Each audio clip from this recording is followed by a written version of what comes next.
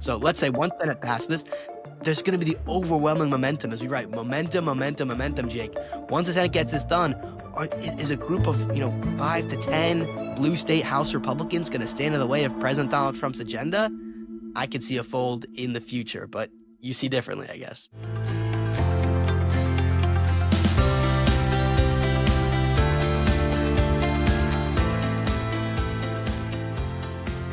Good morning, I'm Jake Sherman. And I'm Max Cohen. And welcome to the Daily Punch, brought to you by Punchbowl News. It is Thursday, June 19th, 2025. Let's get into the mix. Here are your Washington headlines of the day. Number one, is the big, beautiful bill a political loser? Number two, Mark Wayne Mullen and House holdouts to hold potential talks on SALT. And number three, Ohio Republicans weigh how ruthless to be on redistricting. Let's get into it. Max, welcome to the Daily Punch. I appreciate you being here early on this June 19th morning. What say you? First of all, happy Juneteenth. Hope everyone is enjoying the federal holiday. But of course, at Punchbowl News, we are only one newsletter a day, but we're not taking totally off. So it's great to be here with you, Jake. Okay, so let's talk about this top. We write this morning about the polling drag that the big, beautiful bill is proving to be. I'm not good at math, Max, but let's talk about these numbers. A plurality, and these are just public numbers, a plurality of Americans oppose the reconciliation bill. Just 67% of Republicans support the package, and 71% of independents have an unfavorable view of the effort. In other words, not only do Democrats not like this bill, but Republicans don't either. How much stock should we be putting, Max, into the drag in these numbers for this piece of legislation, which, by the way, it is still the subject of a food fight among Republicans. They're still fighting over it. You have people like Chip Roy, Ron Johnson, Mike Lee saying this thing is garbage and doesn't go far enough. And meanwhile, Democrats are taking that empty stage and just saying, they are trying to cut taxes and cut programs and give all these benefits to the rich. I think it's a problem. What do you think? I mean, look, right now, Republicans say there's a messaging void, and that's true. The main messengers on this reconciliation bill are Democratic groups and Democrats saying how terrible it is because Republicans haven't agreed what's in it yet, right? So it's a fundamental problem right now for the GOP is that because there's no bill that's passed, they don't know exactly what to say about it. And there are some groups saying, let's talk about no tax on tips. Let's talk about no tax on overtime. And why? It's because those are the popular provisions that try to beat back on the narrative that this is a bill for rich people. And even though I would argue, Max, those provisions, they are incredibly popular. Let's start with that. And they're not, I'm not dumping on them in any way.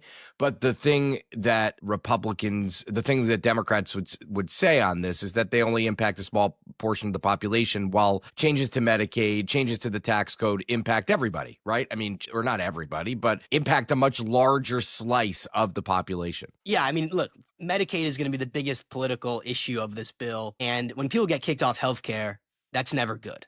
And not a good thing. Independent estimates say millions of people are going to get kicked off healthcare. Republicans might say those are people who should not have been on the program to begin with. But, listen, as you guys write in the top this morning, inevitably there are going to be people caught up in this who no politicians want caught up in this, just in the nature of these huge overreaching bills. And that's going to be Democratic ad fodder. And Republicans are trying to preempt that. They're trying to say, look, we're kicking off illegals. We're making it work for the people who it's meant to work for. But these attack ads basically write themselves in some instances. And we saw what happened to healthcare in 2018 when Republicans didn't even successfully change Obamacare, but even the threat of it was enough to usher in a blue wave. That's a good point.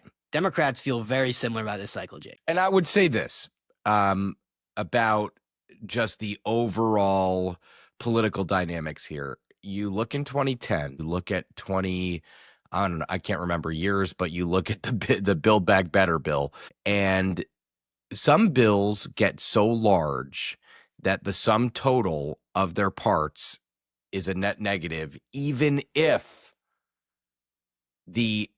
some individual components are popular. That's what you're seeing here. And by the way, save your time. If you're a Republican and going to call me to complain about this, you could call me. I'm happy to talk to you.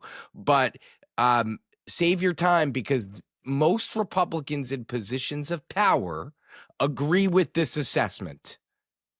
And what they hope to do, and they are begging their rank and file lawmakers to go out and sell this thing.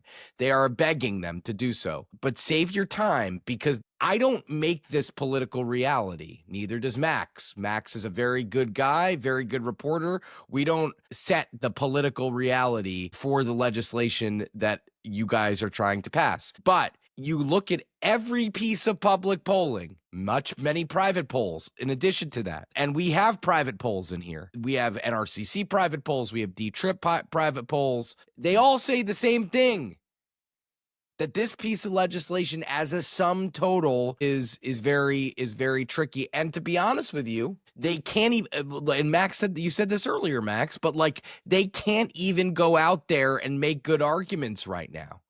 Yeah, but I mean, let's be clear, Jake. It's June 19th, 2025, right? That's devil's advocate. It's a long way away from election day. There's a lot of time Way left. till home, as they say. And Republicans are going to end up messing this bill in a more effective way. I'd say this almost might be the low water point, arguably, of this bill in the best case scenario for Republicans, because they'll say, look, I mean, you're right, we're still internally squabbling. Wait until we actually get on the same page as a team and go out there in a campaign trail and talk about the bill in a unified message, talking about no tax on tips, overtime. Also, we haven't mentioned the other big thing Republicans are going to say to us, which is if we don't pass this bill, it's going to be the largest tax increase of all time on Americans. I don't buy that political argument. I mean, I buy the political argument, Max. I don't know how much of a winner that is. Yeah, you're right. I think that's a good point, is that it's harder to say to voters, hey, if we didn't do this, look how bad it would be, right? It's something else would happen, right? Yeah.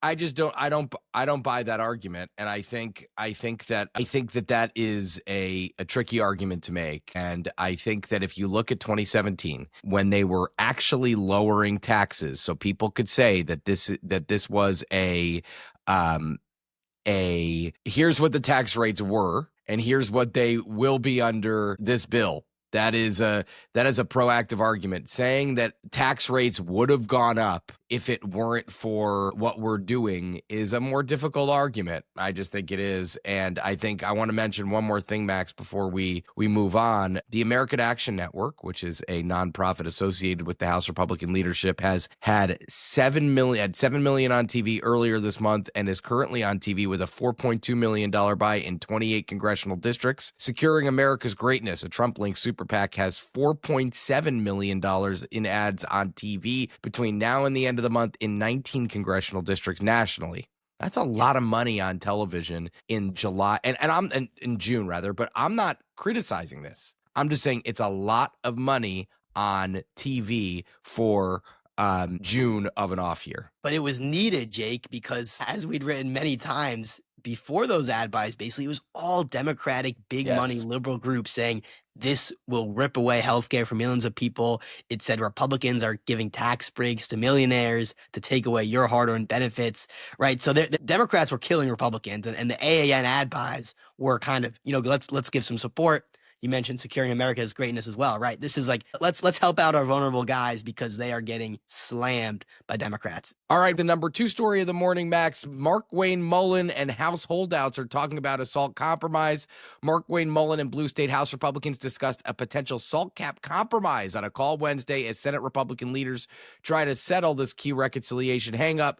The conversation centered on the possibility of keeping the House's $40,000 cap on deducting state and local taxes, but restricting how many higher income households can benefit. So that would mean keeping the cap at $40,000, lowering the income cap from $500,000 to $400,000. SALT backers didn't negotiate with Mullin, and no deal has been made. A lot to dig into here, Max. This is one of the big issues in reconciliation, and this would be a way. So Mike Lawler, Andrew Garbarino, Nick LaLota, Young Kim, all of these folks have said to various degrees, the deal we cut in the House is our best offer. We are not negotiating. We're not going to vote for something less than $40,000. So save your time and don't negotiate. Now, they have not said we're not going to lower the income threshold, but it seems like this is an escape hatch. What say you on the political impacts of this? First of all, shout out to Laura Weiss, Andrew Desiderio. They're doing great stuff on SALT. You have to be totally following. And everyone who listens to this podcast is. Let's just make that clear. But there are no Senate saviors for SALT. That's the thing we keep coming back to. No boosters. Markwayne Mullin is doing a job of interfacing between House and Senate because he's a former House guy. Punchbowl News listeners know that. He is a go-to intermediary. But again, he doesn't like salt. No one in the Senate likes salt. You don't talk to a single senator because they're not from these high-tax blue states like New York or California or New Jersey. So I see salt getting cut. We had this debate yesterday in the gallery, right, with Laura and Andrew. And she's like, I don't think these House guys can go for anything less than what they did in the House. I agree with Laura.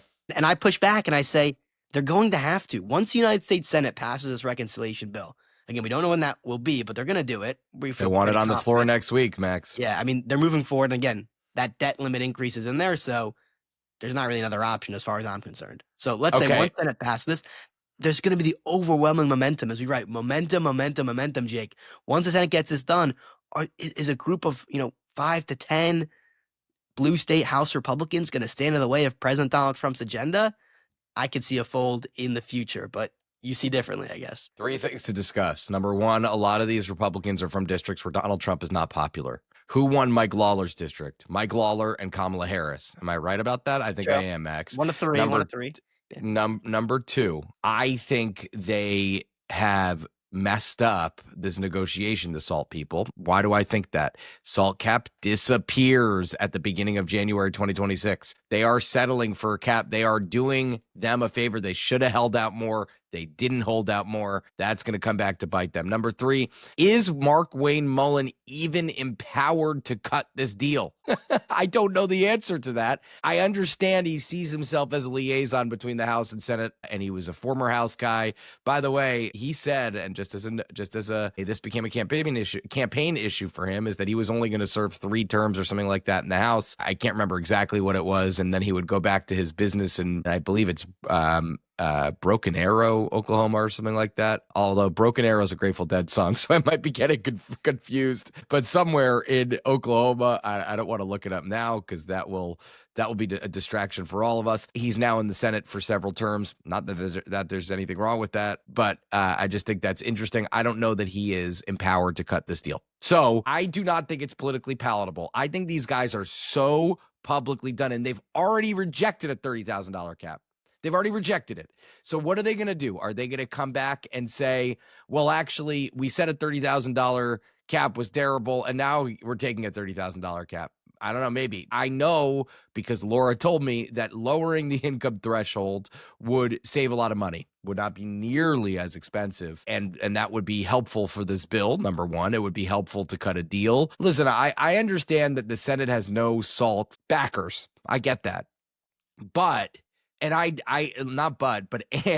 understand that they need to make a change here, because even I understand there's no backers, but they understand that they need to do this. They need to have SALT in the bill at some level, but they need a scalp, meaning they need some sort of change to the SALT provision that's going to give them cover to do it. So I think it's a really difficult thing, and we have to see how it works out. Number 3 story of the morning, Max, this is something that you and Allie are very focused on, and you wrote this item, Ohio Republicans weigh how ruthless to be in redistricting. Unlike Texas, which the Trump administration feels like they need to redraw the Texas map to get more seats. I guess however many seats they have is not good enough for them. Ohio is mandated to redraw their congressional districts for the state's 15 seats. The debate is raging about just how many Democratic incumbents to target in the Buckeye State. The current map has 10 Republicans and 5 Democrats. It's a pretty good ratio. Ohio's unusual redistricting laws mandate this redraw, and Max, what is this debate, and what the hell are they going to do? Yeah, let's just say it might be bad news for 2 Democrats in particular. That's Marcy Kaptur and Amelia Sykes. Kaptur, let's note, is already in a Trump district and consistently wins in heavily red Trump seats. I mean, they can make it more heavily red. Yeah, because Republicans have failed. Republicans have failed big time in recruitment in Ohio 9. Talk to any House Republican, and they'll say, what are we doing getting candidates in Ohio 9? This should be not a slam dunk, but this is, I mean, it's her and Jared Golden right now who are in like the Trumpiest seats, and they just cannot get Marcy Kaptur out, so they want to try even harder. Amelia Sykes, that was the old Tim Ryan seat, Ohio 13. It's changed a little bit, but over there, they also want to shift that heavily red. Let's be clear, the Democrats we spoke to said, we have good incumbents, they'll win again, but that might be a little bit rosy considering how much they're trying to redraw these lines. The real question, Jake, though, is do they go 12-3, ideally? And 12th, they're saying that's their goal. I'm not saying they'll get 12-3, but do they try to get 12-3, or do Republicans try to go 13-2? That would mean targeting Greg Landsman in Cincinnati, which is a little bit more difficult to do. But the overall picture here, if you don't want to get too into the weeds of Ohio, which me and Allie really did, so enjoy it if you like that. But if you don't, the big picture is Republicans have a very slender majority. They're worried, very worried about losing the House, and every little seat helps here. So they're trying to maximize as much as they can to help their incumbents win and keep control.